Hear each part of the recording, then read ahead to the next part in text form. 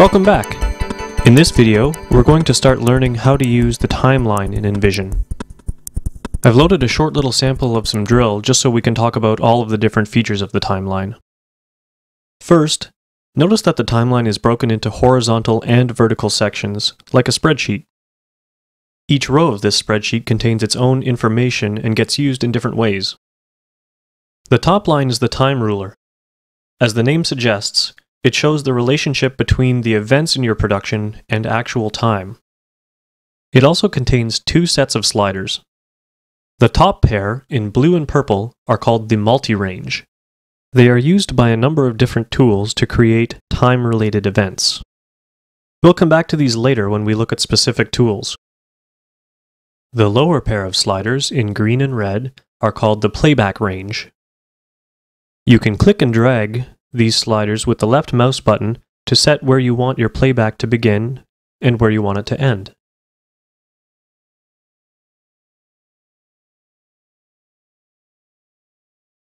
Second from the top is the set ruler. This row displays set numbers, counts per set, and where each count falls against the timeline. It also contains a black triangle which marks your current position in viewing the production.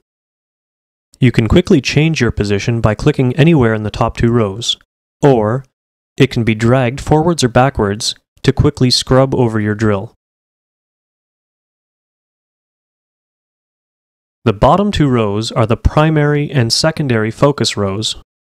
By default, each cell will contain the word None.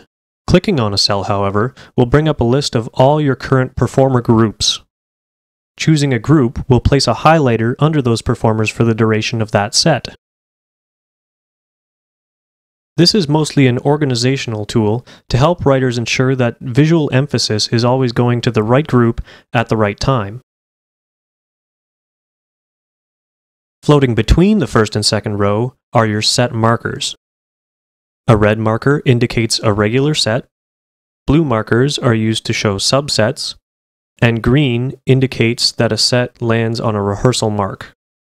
Double-clicking on one of these markers will open up a properties panel for that set. This can also be found in the toolbar. Lastly, the timeline can be expanded to show performance events.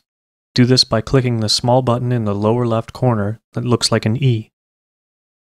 We will discuss adding performance events in a later video, but for now there's a few things that we need to know about interacting with them on the timeline.